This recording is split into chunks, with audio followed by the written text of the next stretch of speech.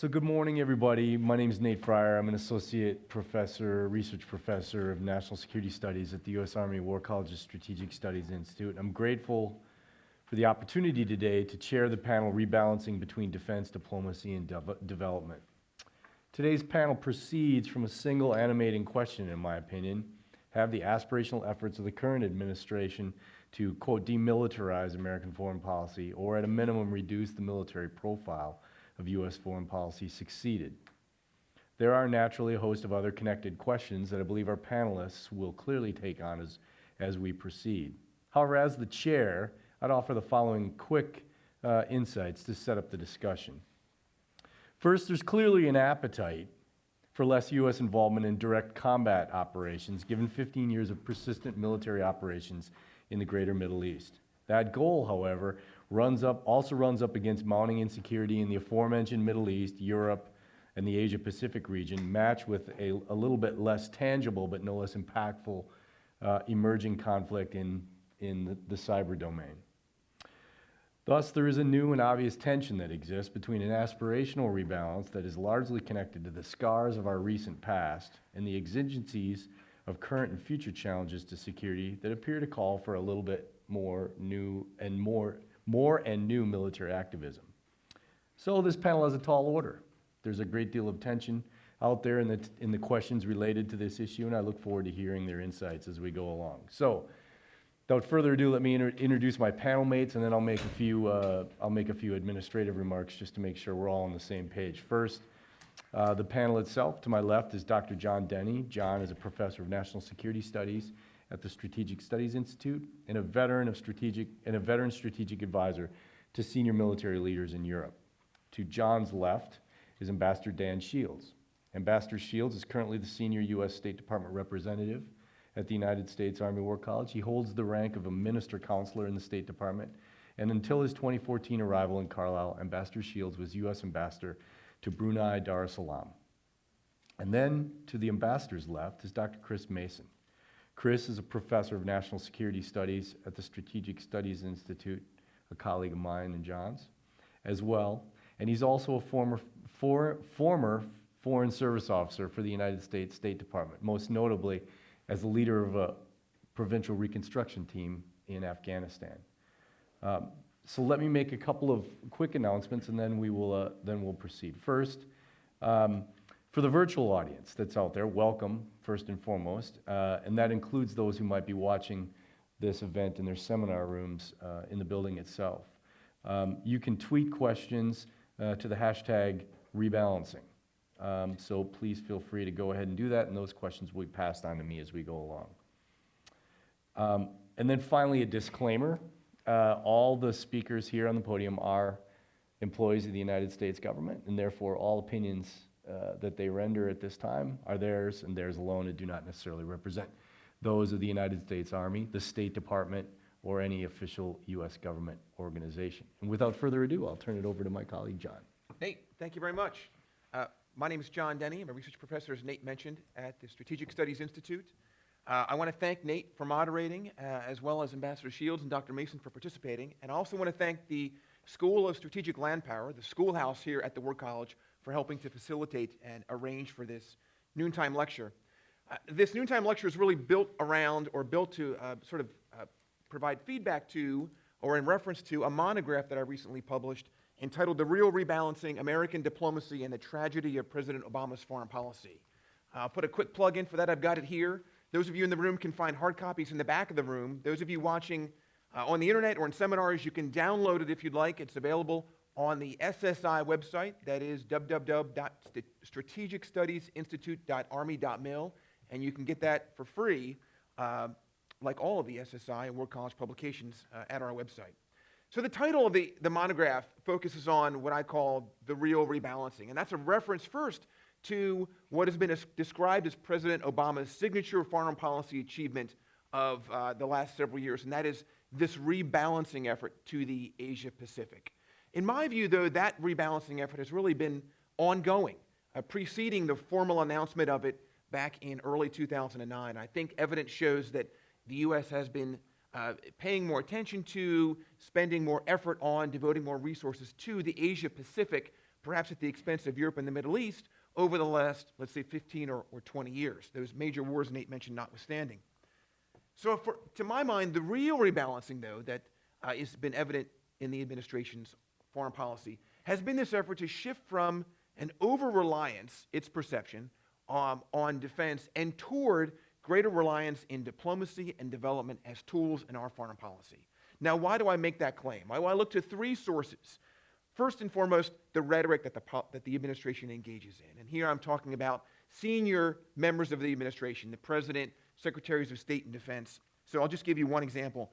In May, a very recent example, in May 2014 commencement speech of President Obama at West Point, the president said, quote, "Just because we have the best hammer does not mean every problem is a nail," unquote.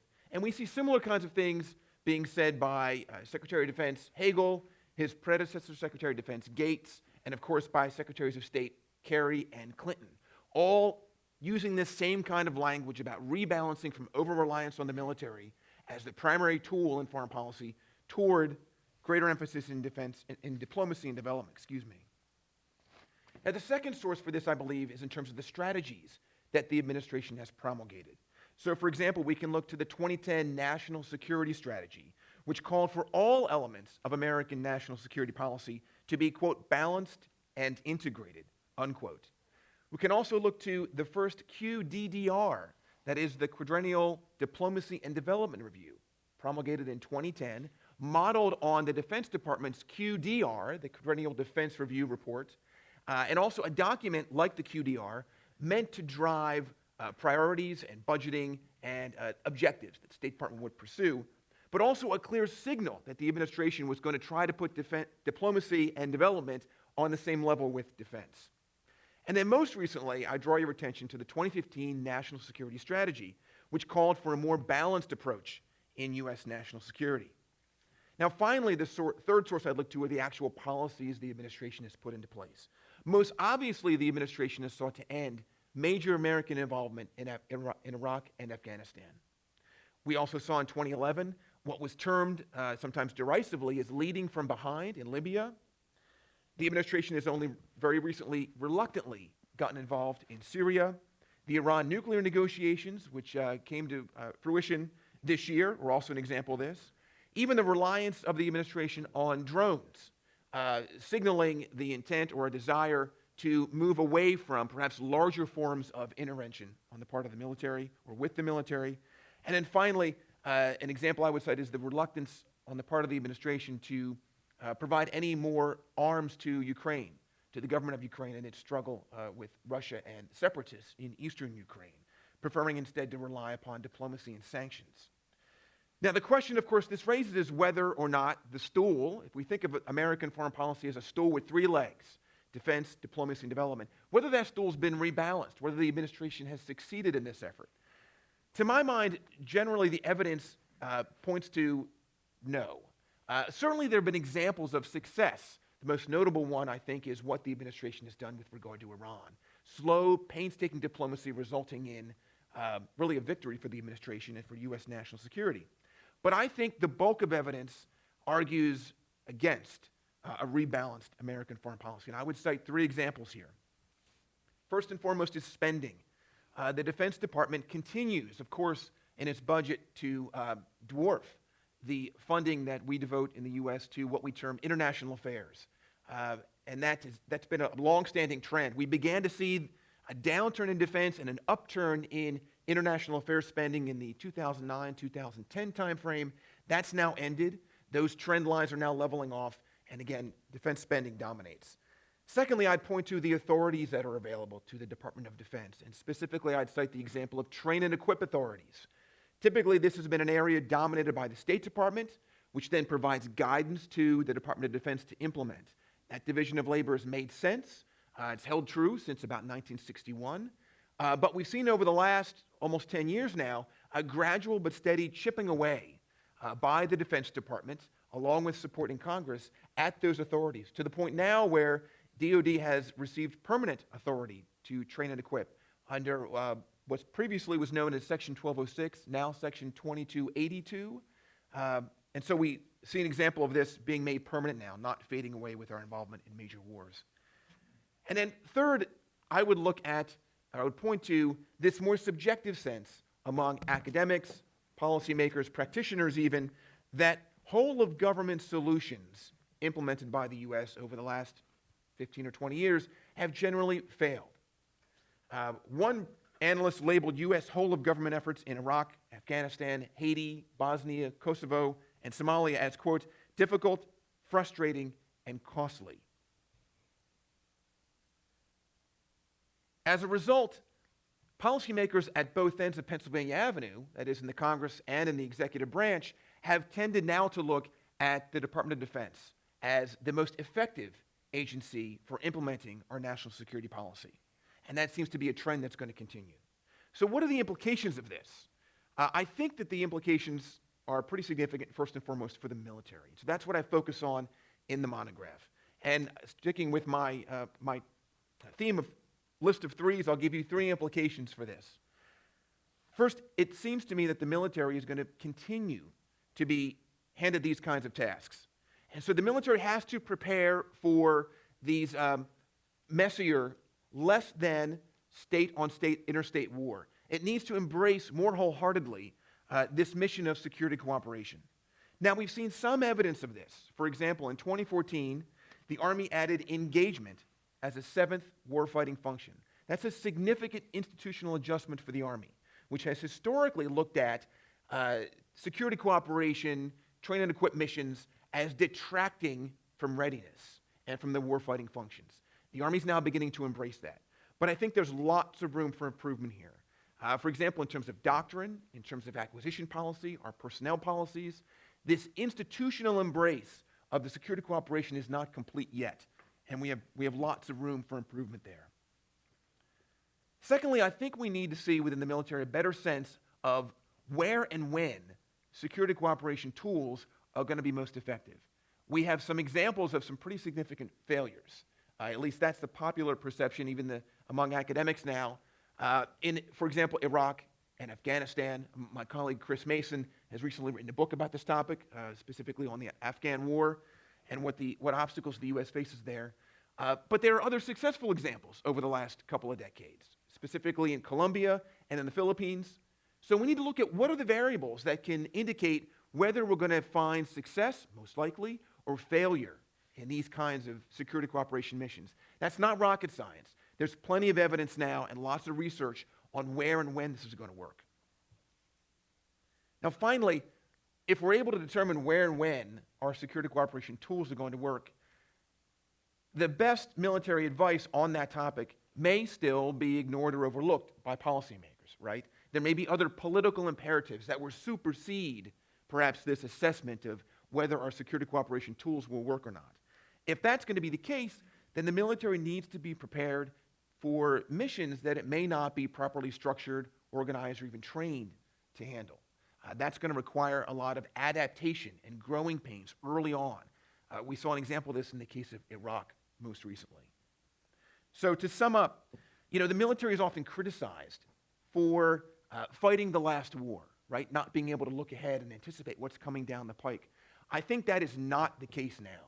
I think there's plenty of evidence to indicate that the military is reverting back to a preference, a historical preference for major interstate war, state-on-state conflict.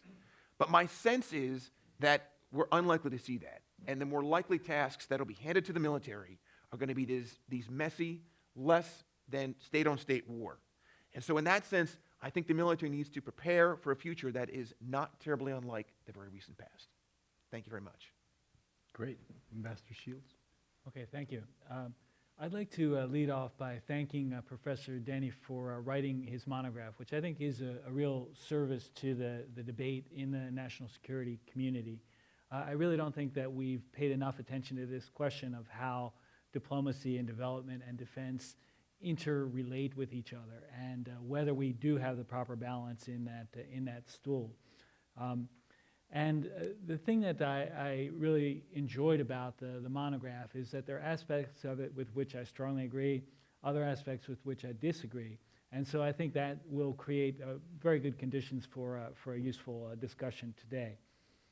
One thing with regard to the monograph, just a bit of a quibble, but the title, The Real Rebalancing, My own view is the other rebalancing is also real. I think that a lot will depend, of course, on the success of the TPP, the Trans-Pacific Partnership. But I think if that wins the support that it needs in the Senate, then I think there will be a strong economic component to the rebalancing to complement the work that's being done on the defense side and the diplomatic engagement that's really been stepped up with the region.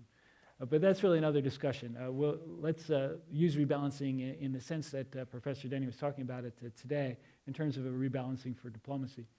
And I really agree with his analysis that there has been a very calculated effort at the top of the administration to increase the focus on diplomacy, to use diplomacy as more of the first option for addressing the national security challenges that our nation faces. And I think it is a long-standing problem in terms of American strategic culture of our tendency, because we do have such an effective military, to look to the military to solve problems that might be better addressed through other instruments of national power, like diplomacy or economics or information. So I think that, and I think the other unfortunate tendency in strategic discourse in the United States is, I think we often tend to want to find sequential approaches. Say, well, let's do diplomacy first and then we'll do defense, or let's do defense first, then we'll do diplomacy. But as we often discuss here, that doesn't tend to work very well. I think we have to pursue the various instruments at the same time. With regard to the Obama administration's approach on diplomacy, I agree very much with the idea that it has been revitalized.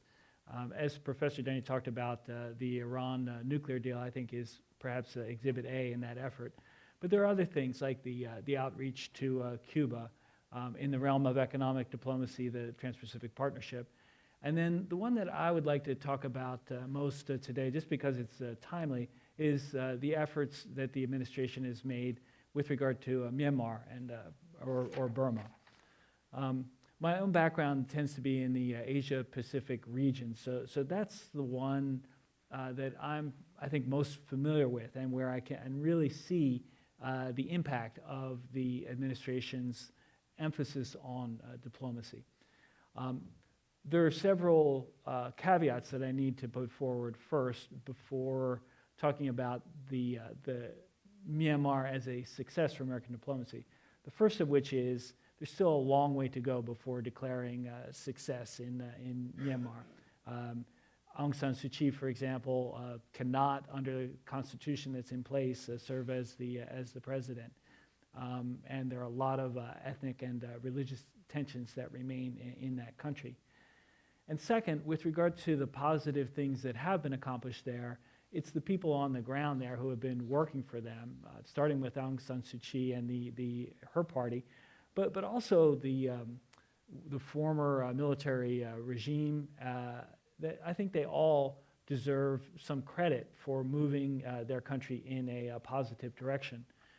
I was struck watching the recent comments where the spokesman for the former ruling party said, "We lost." How often do you hear something that straightforward? And how important are those words in the context of any country that's trying to move toward democracy? That willingness of the old party to stand up and say, "We lost."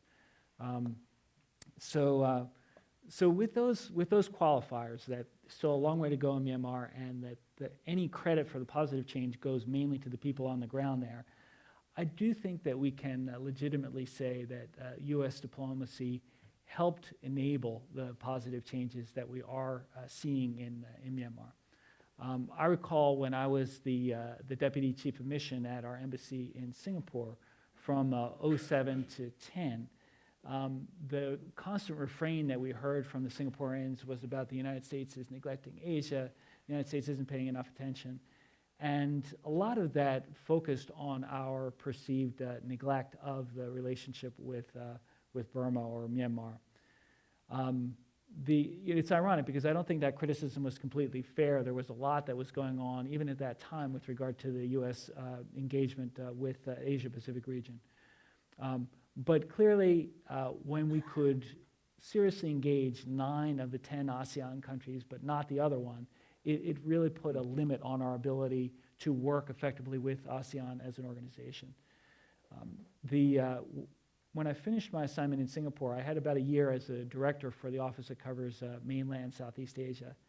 And that's when the military regime at the time in Myanmar allowed Aung San Suu Kyi to leave her home after she completed her period of house arrest. And in any other country, that would be seen as a normal thing. When someone finishes their sentence, they're allowed to go out. But that could not be taken for granted in that context. And the interesting thing then was that she was allowed to begin some modest political activity. And that opened the door for the administration to begin some engagement with the government.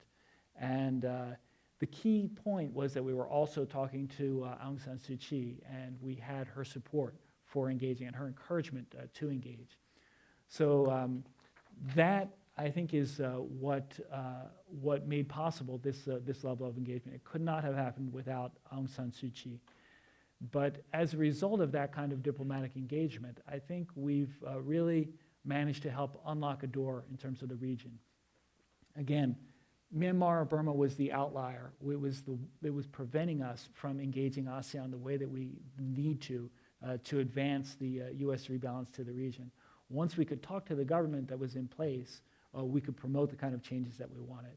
It was possible to, in modest ways, expand the development effort that was underway in Myanmar as well.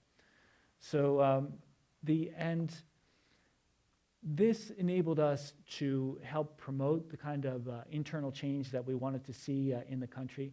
And it also ended what was, in fact, a kind of de facto monopoly that powers like China had in terms of their influence within Myanmar. It really shook up that dynamic. So I think this is an example of what successful diplomacy looks like. And I've been looking at the press, and so I haven't seen stories saying this is really a success for American diplomacy. But I think there is that element, again, with the caveats I mentioned earlier. But there are 2 secretaries of state, former Secretary Clinton and Secretary Kerry, have both made this a priority. President Obama himself made this a priority. And I think that this is, to me, an example of how this reemphasis on diplomacy has yielded some fruit in a meaningful way. Now, I think on the question of, is diplomacy really able to solve the various national security problems that we face? I think that depends very much on the nature of the specific problem. We will certainly always need that strong military capacity in order to address challenging national security problems. But diplomacy can produce results. It's really about persuasion. But I think the key qualifier here is that we need someone we can persuade. We need a government, ideally, with whom we can work and seek to reach a common agenda. So I think in cases where there is not a government or a party that can be persuaded through diplomacy, it's much more difficult to achieve these objectives. And I think some of the examples where we've seen difficulties in stability situations, failed state kind of situations, reflects that reality. But I think that in cases where there is a partner with whom we can work, diplomacy can play a critical role in advancing U.S. interests and values. I'll leave it there for now. Thank you. Great. Chris? The problem with being the last person on a panel with 3 other really smart people is that they use up all your talking points before you get a chance to use them, and they all look way smarter than you do. I will, however, just throw out a few anecdotes to emphasize some things that my colleagues have said and introduce a couple of other thoughts as a former Foreign Service officer. The first of that is how dramatically the balance of power in Washington has changed in the last 80 years or so. There was a time in the 1930s, especially from the perspective of the State Department, there was a time in the 1930s when the Marine Corps was referred to as the State Department's infantry. Only half jokingly. The State Department basically would tell the Marine Corps what to do, and the Marine Corps would go out and do what the State Department told them to do. Fast forward, and that was at a time, of course, when we didn't really have any significant standing army of any size.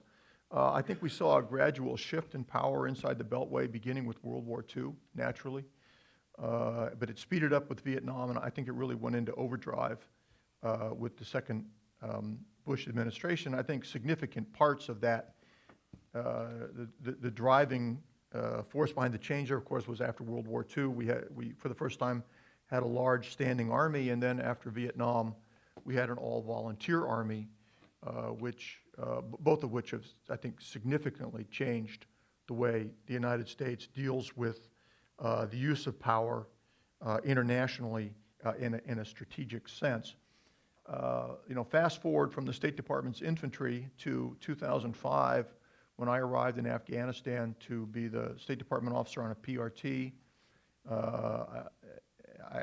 I showed up at the embassy in Kabul and was handed a Vietnam-era flak jacket and a map saying, "Okay, this is the village where you're assigned to. Good luck. Let us know how it works out." So I hitchhiked a ride out to Paktika province, and I arrived out there with my backpack and nothing else. I arrived at a large compound full of Humvees bristling with weapons and communications equipment and so on.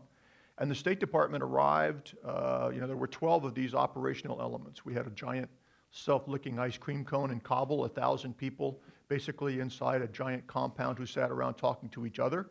And then we had 12 people who were actually out at the pointy end trying to influence what was actually happening on the ground outside of Kabul. And I arrived with no vehicles, no weapons, no comm gear, no computer, no way of communicating with the outside world, and basically no protective detail. I learned as soon as I arrived that there was no one on the PRT who was assigned to protect me. I was allowed to ride along if a seat was available, but there was no one out there who was going to be looking after Chris Mason. That was Chris Mason's job. So I really had very little to bring to the table in terms of resources. What did the State Department, even the USAID contractor out there had some money. I didn't have any money either. I just had, a loud voice, with which to argue. But essentially, the State Department didn't bring anything to the table in the field. Outside of Kabul, there were no resources. I mean, the PRT commander sort of looked at me and said, "Okay, well, what have you got to offer?" And the answer was basically, well, advice. So that's a giant shift, really, in the way we do foreign policy, from ordering the Marines to go somewhere to showing up basically in the clothes you're standing up in. Today, we have what President Eisenhower spoke to the nation about in January 1961 as a permanent armaments industry of vast proportions. And I think this too, like the large standing army and the all-volunteer army, has dramatically changed the way we craft foreign policy. Today, all weapons systems are what's called politically engineered.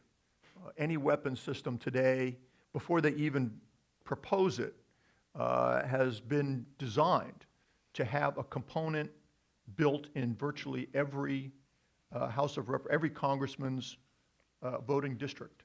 So to vote against that project, whatever it might be, the latest example is the 2018 bomber, or next generation bomber as it's being called. Some component of that is being manufactured in every House district. So to vote against these vast expenditures on weapon systems is political suicide. No congressperson in the run-up to an election wants to see an attack ad on TV saying, Congresswoman Smith or Congressman Jones voted against 1,000 great new jobs in our district by voting against weapon system X. That's political suicide. Essentially today, Congress is almost compelled to vote for new weapon systems because the failure to do so can result in a shortened political career. Another point that I'd like to make in regard to all this is that perhaps the question of balance of power between the State Department and the Department of Defense is not the best way to frame the question, because since the Vietnam War, and really since the Vietnam War, the nature of the crafting of foreign policy has changed dramatically in Washington, where now almost everyone has their own State Department. Mm-hmm. Before World War II, the Office of the Secretary of Defense was basically the Secretary of War and about 100 clerk typists and crypto operators. You know, today, the Office of the Secretary of Defense is a parallel State Department. It's a vast bureaucracy with tens of thousands of employees. Not only that, but now the National Security Council is essentially a parallel State Department. The NSC has gone from being a handful of advisors to the President of the United States to being a vast parallel State Department, which is also involved in crafting foreign policy. The new book by President George Bush, Bush 41, notes, quote, the Vice President created his own State Department within the Office of the Vice President, close quote. So it's not just a question of balancing between the Department of Defense and the State Department. Now there's lots of different State Departments out there. Now it's a panoply of foreign policy government arms, including the Office of Secretary of Defense and National Security Council, the Office of the Vice President, among others, all of whom are competing for influence with the incredible shrinking State Department.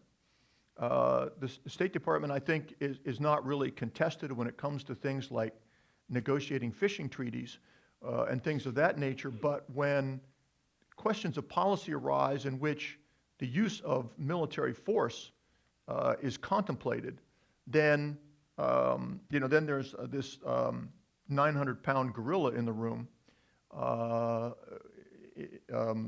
which has a great deal, just as I discovered at the PRT in Paktika, has a great deal more to bring to the table than I did. In fact, we've reached a point now where 54 cents of every federal dollar spent goes to defense in some way, shape, or form. Not necessarily the budget of the Department of Defense, but also the Veterans Affairs Agency, veterans pensions, the safeguarding of nuclear weapons, all of these things added together, Department of Homeland Defense and so on. We're now spending 54 cents of every dollar in some way, shape, or form on defense, and less than 1 cent of every dollar to essentially international engagement of the other than forceful kind. It's an oft-repeated anecdote, but it happens to be true, that the U.S. military has more musicians playing in military bands than we have foreign service officers around the world trying to prevent war. So in a sense, the way we valued the structuring of our foreign policy apparatus, we have placed a higher value on military musicians playing marching music for warriors than we do on trying to create or enforce peace around the world. When looked at through that perspective, it's kind of sobering, and it does, I think, make the military the 900-pound gorilla in the room in foreign policy making in most countries around the world, in most of our allies. When there's a policy decision to be made, foreign governments gather their diplomats, their foreign policy makers together in a room and decide, essentially what's to be done. And if that decision involves a military component, then they open the door and they call in General Smith to come into the room and tell General Smith what it is that the military is to accomplish. Within the United States policymaking apparatus, the military is present in the room in the form of the Office of Secretary of Defense and the Joint Chiefs of Staff from the first round of policy meetings at either the deputies level or the principals level. The military is heavily represented, and I think the result is not surprisingly that we wind up with a foreign policy that is much more militarized today than was the case before that was the way that we made policy back in the 1930s, before World War II. This question of rebalancing, then, I'm going to go back here to Eisenhower's famous military-industrial complex speech of January 1961 to put into perspective. President Eisenhower said famously, quote, "In the councils of government, we must guard against the acquisition of unwarranted influence, whether sought or unsought, by the military-industrial complex. The potential for the disastrous rise of misplaced power exists and will persist," close quote. This was now 70-odd years ago. I think in this question of rebalancing, then, we may have passed a kind of a point of no return. We may have passed a deflection point. And this question that John has raised about whether we can rebalance military power and diplomacy seems a little bit to me like the man in the totally dark room with an elephant who finds the elephant's trunk. It describes some of the problem, but I think there's a much bigger problem out there, and that broader issue is not specifically how to rebalance military power and diplomatic power, but the extent to which we have, through the military-industrial complex, through this vast industry, economy of armaments production that President Eisenhower spoke of, we have become a militarized society to the point where I think almost by definition, to use President Obama's phrasing, almost by definition, every problem starts out looking like a nail.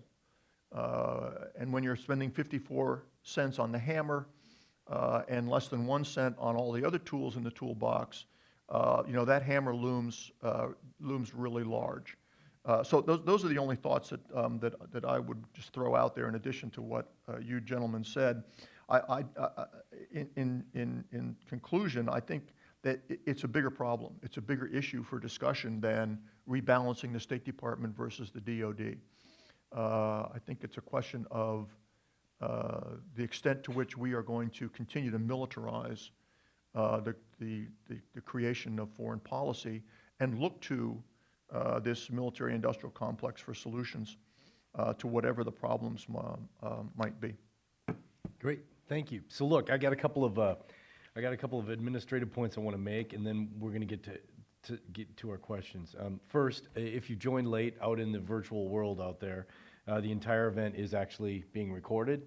And for those who may want to revisit in the room, anything that was said here, the event's being recorded and will be available on the Strategic Studies Institute website. Also, for those in the audience, please, when you're asking a question, use a mic. The mics are in front of you. I think there's a button on each one of them. Just push the button, make sure you can ask the question. I wanted to throw out a couple of provocations just to get the discussion going, and then throw it open to questions. And I think I don't want to get anybody in trouble. So in particular, Ambassador Shields, if you want to pass on this, by all means do so. But one of the things that I think is very interesting, it was brought up by all three of you in some way, shape, or form. And it has struck me watching actually the debates that are going on currently, the political debates, not literally the debate the other night, but just in general, as we're running up into an election season. I mean, is this whole rebalance idea possible given the political climate? And what I mean by that is, there's a lot of there's a lot of don't just stand there, do something in the American political culture, right? And it's perceived that the Department of Defense is the doer of many things, right? So that's the first thing I would throw out. And then the second is intimately connected to that. They've seen, the American people have sort of seen their military doing a lot of things in the last 15 years. And the question is, some of these other things, development, diplomacy, et cetera, are patience and time and dialogue and things like that. So the second question is really, does the body politic have the patience to allow the other instruments to do their work? So I'm going to throw that out, and then I'm going to make sure I cover the ground here, and I'll let anybody answer.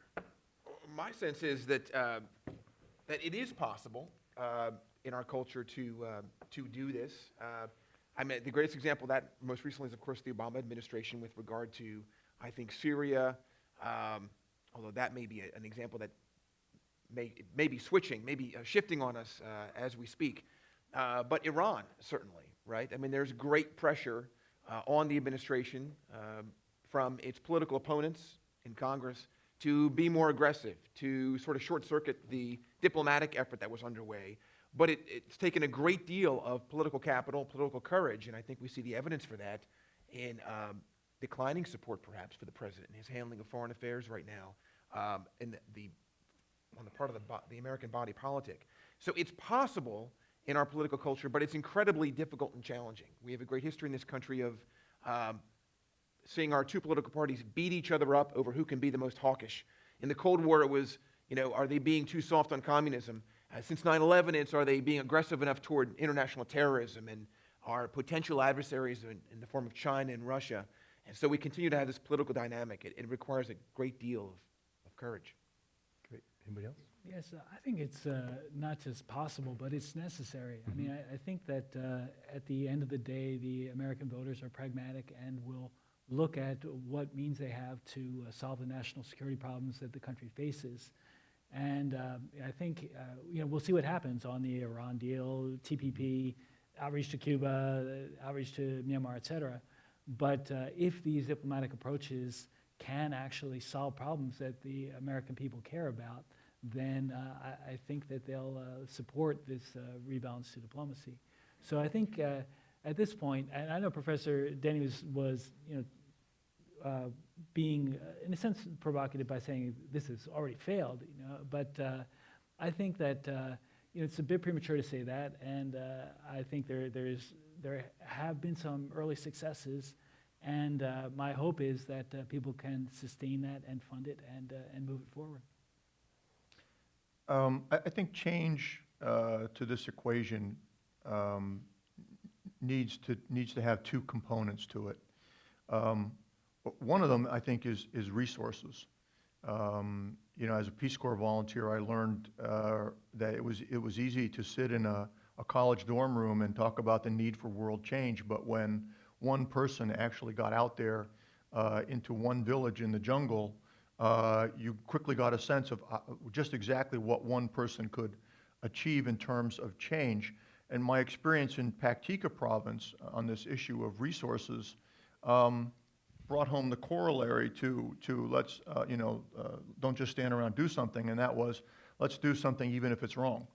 Out in Paktika province, the Army commander had a battalion of about 600 troops, and the AID contractor had about $200,000 to work with, and then there was the State Department person. So what we wound up doing most of the time was, battalion size or company size sweeps of Paktika province, which everybody knew weren't doing anything.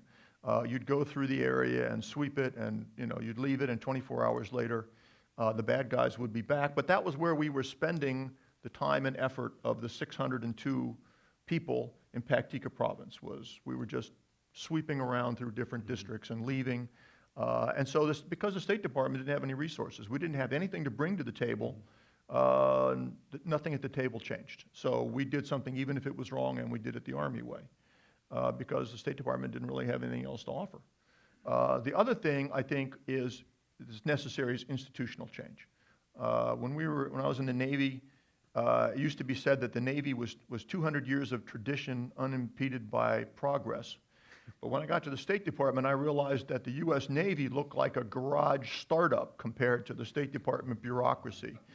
You know, the classic example of that was, at the end of the first Gulf War, Desert Storm, when the generals were sitting around in a large tent, at the southern border of Iraq, and General Schwarzkopf and General Powell called the State Department on the phone and said, hey, we need a treaty.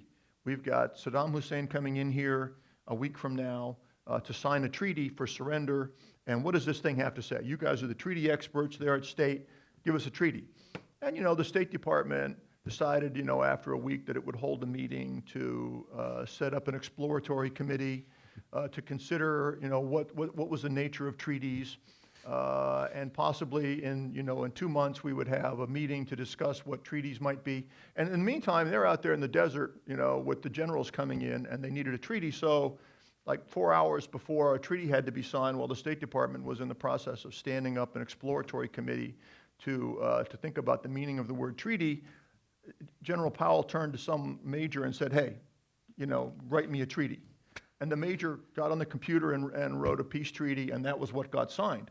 And 3 or 4 months later, I think the State Department might have, come up with some sort of, draft treaty. The State Department is just too slow. It's an 18th century organization, and if it wants to be a player, I think, in the foreign policy making of the 21st century, it has to be a lot more nimble. The reason why we tend to, look to the hammer as a solution to a foreign policy problem is because the military can put a cruise missile on a target anywhere in the world in 15 minutes. If President Obama says, I want to blow up this piece of ground, in 15 minutes we can blow it up. It takes the State Department a year just to get a Foreign Service officer assigned to a post somewhere in the world. Mm-hmm. So not only do they not really bring any resources in terms of money and equipment, just getting people on target takes up to a year in the assignments process. You can't get people assigned quickly in the State Department, trained or equipped. So those two things, I think, if there's going to be change, one, it has to be a change in resources. The State Department has to show up with something useful, and two, it has to do it a lot faster. The State Department as an institution needs to change to correspond with 21st century realities rather than 18th century diplomatic norms. Great. So for those who might have questions out in the Ethernet, again, it's #rebalance. I think, Don Schneider, you have a question first, and then you, sir, back there after Professor Snyder. I would like to ask Professor Denny, in my opinion, what drives America foreign policy to rebalance is the balance of power in the world. What is your opinion about that? Well, I think the Obama administration came into office really as a reaction to America's wars in Iraq and Afghanistan. And I think there's evidence to indicate that the popular perception was that those wars were not going well, that we had over-militarized. Chris spoke about this as well. The administration of George W. Bush had relied extensively on the military tool in our foreign policy. And I think it was inevitable that a Democrat was probably going to win that election in 2008, no matter who got nominated, largely because of foreign policy issues, and again, largely because within that subset of foreign policy issues, this perception that we had spent too much time focusing on wars and using the military. And I think that is what led to this effort on the part of the Obama administration to rebalance. It was really a reaction to what was going on within this country. Great. Don. Don Snyder, I'm an SSI, you're right. So my job is to throw marshmallows here so that the SSI panel gets to look, the way they should. Thanks, John, for a marvelous framing of a problem, and all you panelists for what you've contributed to it. Particularly Chris, you're absolutely right on the militarization of foreign policy. One comment, one question to the panel, I don't think it's so much an issue of is foreign policy too militarized. The question is it correctly militarized? And in that regard, John, let me go back to you. You have three implications for the military. The third one, you said that something about the effect that best military advice may not be what is accepted, and may not be what civilian policymakers now want to hear because of this rebalancing, because there is a greater emphasis on diplomacy as to the use of force. And there should be, because the use of force hasn't been all that successful in most cases in the last 3 or 4 decades. This raises in my mind, for the panel and for this institution, how well are we preparing the new strategic leaders going into the military professions to deal in a civil military advice role where the advice they're giving is not well received and, in fact, in many cases, not even wanted by the political decision makers. This is now becoming an area of discussion. I was just on a panel on this subject in Chicago last week. People working in the civ mil world are now recognizing that this rebalance has gone to the point that a lot of military advice is simply not wanted. The military is not, well, I'll let you tell me why. I have my own ideas, but part of the implications of what you've described is this new trend in civil-military relations. And I think it has some very powerful implications for this institution and how we develop future leaders. Don, you raise a great point, a great question. I know you've written, I'll plug something you've written recently. You wrote an op-ed on this at the SSI website recently on this topic, and about whether this reluctance perhaps on the part of civilian leaders among the within the legislative branch as well as the executive branch to ignore is probably too strong of a word, but to overlook or to not accept military advice, and the shaping effect that has then on the military advice that's given, right? And maybe it conditions the military perspective in some way to give the so-called right answer. Yeah, that's a real big challenge, I think, for a place like this War College, like our sister institutions up in Newport, down in Alabama, and in Washington, to try to develop leaders that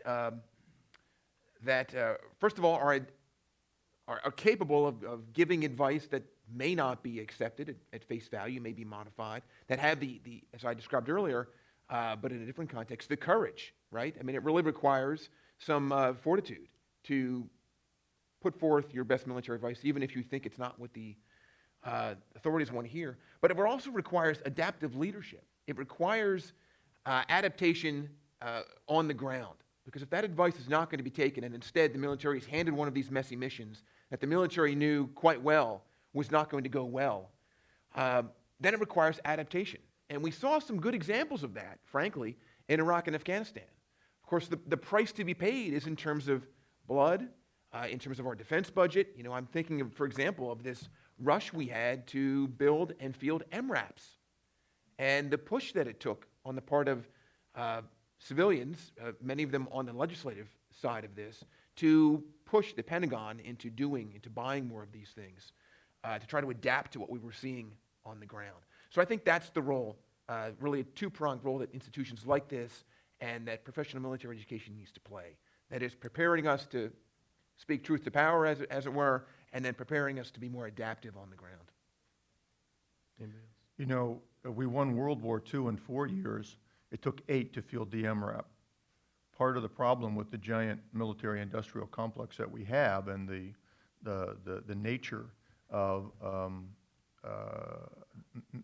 a military industrial economy is the speed at which it's capable of moving. I think part of the problem is a third-order consequence of an all-volunteer military. I think today, more so than at any time in our country's past, we have civilian leadership and those who serve in the military, and very little cross-pollination between those. There was a time when people in the State Department or people in foreign policy had some military experience. Even if it was just as a corporal on the ground for a couple years in Korea, they had some sense of how the military operated and what was possible and what was not possible, so that you didn't have Clinton administration advisors suggesting that B-52s take off from aircraft carriers, to cite one famous example. There were people who had a modicum of common sense when it came to what was doable in the military world and what was not. And I think an all-volunteer military has created a society in which you have those who know how the military works and what it can do, and then those who decide about foreign policy. And I'm not sure that's a good thing. Ambassador, you got anything?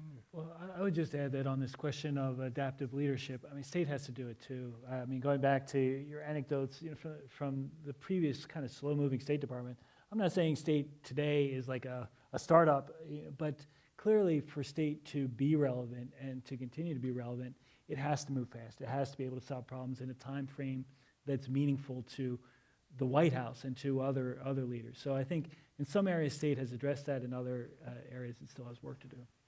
I can't avoid to actually make a comment on this. So the one comment I would make, to tell you the truth, is the other issue is it's not just, what I would say is, just to pile on to what Ambassador Shields said, it's not just the military. I mean, I don't think anybody's quite ready for what's going on right now. I think that we're all applying, I mean, we kind of corporately, I mean, I think there are those that look at the problems that we're dealing with now better than others, right?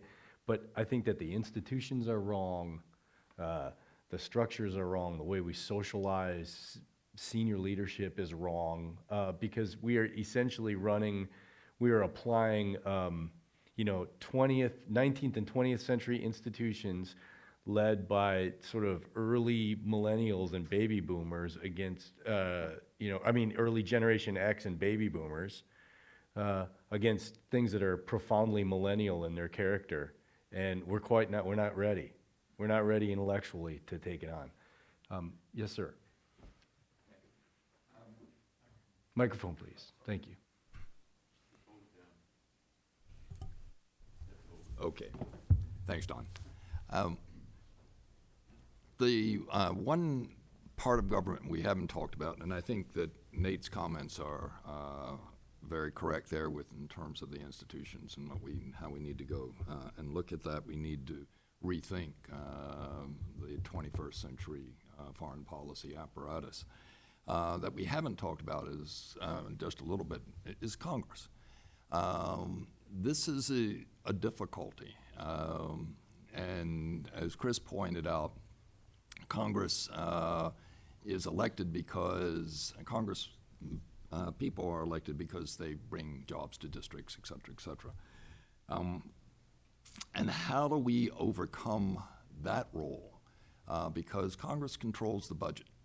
And it is that 54% that goes to a defense-related element and 1% to defense and diplomacy. And the second issue is if you are going to change this, you're going to need leadership. And you're going to need leadership from the president. And I don't, to be quite honest, I'm not sure that of all the candidates out there, and this is just my own personal view, that you have someone who is going to take the Congress on, who's going to sell these ideas of change to the American people. But I just would appreciate your comments on that. Anyone? My sense is that Congress was part of this effort to rely more and more on the military. I mean, there was a sense 10 years ago that state simply was too reactive. It wasn't quick enough in dealing with or in responding to the challenges that we faced in failed or fragile states. And that's why Congress looked to DOD to get up and do something. My sense of the mood in Congress right now among the committees that deal with this is that continues to be the case. And the strongest data point for that is the permanent nature now of what used to be Section 1206, right? Congress has essentially handed this authority now. Now, there's still no money attached to it. DOD still has to pull that money out of its O&M budget. But it's pretty significant that thing has now been made permanent. And so it seems to me that Congress has obviously a significant role to play here, and they continue to view DOD as the agency that can manage this. In the current political climate, of course, all things are kind of a little bit nuttier, I think, until after the election. So we'll have to wait and see if there's more sanity maybe in 2017. Ma'am? Hi, Sarah Leonard, Seminar 1. I'm a USAID Foreign Service Officer, and I kind of wanted to just mention, because as we talked about the 3 Ds, there's a third leg of the stool there that I think often gets forgotten and left out, which is development. And which my agency represents. And I agree with a lot of the comments that were made by the panelists, and I think especially Chris Mason pointed out some excellent comments that, state often doesn't have the resources to do or the ability to bring resources to the table. From the development side, we don't have the same level of financial resources as DOD, but we do have more than state. From the personnel side, we have not enough personnel like state. We suffer from that as well compared to DOD. But one thing I've seen happen, which I think is a significant problem that's led to a lot of the militarization of foreign policy, is this tendency when we talk about the 3Ds of the blurring of lines and everyone trying to do everything. So instead of people working within their lanes of expertise, there's this tendency, I think, too quickly to say, okay, it's not getting done, let's have DOD come in and do this because they have the money and the people. Whereas I think in some cases the development voice doesn't even get a seat at the table and is often not even heard. So I'm just curious your thoughts about that. I've seen in the last 10 or 15 years a kind of balkanization of U.S. policy overseas, in which each institution is sort of pursuing its own agenda. One thing that I think characterizes the war in Afghanistan, and if, as a military historian, if I were writing the history of Afghanistan, I would make a note of, was that there was no unity of command and no unity of effort. Each of the different elements on the ground in Afghanistan were essentially pursuing their own war. USAID was building schools and building clinics, and the CIA and the special operations folks were fighting their own war, and they would just tell us when to stay on the base. They wouldn't tell us why. They would just say, you're not leaving the base for 48 hours. They were fighting their own war, and they weren't talking to the military, and the military wasn't talking to the State Department. Everybody was sort of fighting their own conflict out there, their own way, and it would be difficult to imagine winning World War II if we conducted it the same way that we conducted the war in Afghanistan, without a single commander, with clear intent and unity of command. I mean, that strikes me as a major change in the way we're conducting foreign policy today, in response to specifically what you were saying. If I can just add, one thing that I find kind of ironic is that there really are examples of successful whole-of-government efforts going on in parallel to these, much less successful efforts. You had mentioned Plan Colombia in the past, and the Philippines more recently, but I can think of other examples where the various elements, including development, have really worked together cohesively to advance U.S. interests. So it's interesting that at the same time you're seeing these failures and these successes. So I wonder to what degree it's institutional, including the congressional role, and to what degree it's just particular practitioners working particular problems are finding effective solutions versus in cases where that's not happening. Mm-hmm. I have time for one more. We have time for one more question. So if anybody has another question, yes, sir. Is the organization of the State Department helping or hurting the rebalancing effort? And what recommendations would each of you gentlemen make to make that change in the Department of State? And then are the problems structural, organizational, and do they require Congress to mandate change? I will turn I will turn my time remaining over to my colleagues who are far more expert in the State Department than I am. Okay, just personally, I'm very skeptical about organizational changes to try to solve these kinds of problems. Mm-hmm. The State Department has reorganized many times over the course of my career, probably over the course of your career.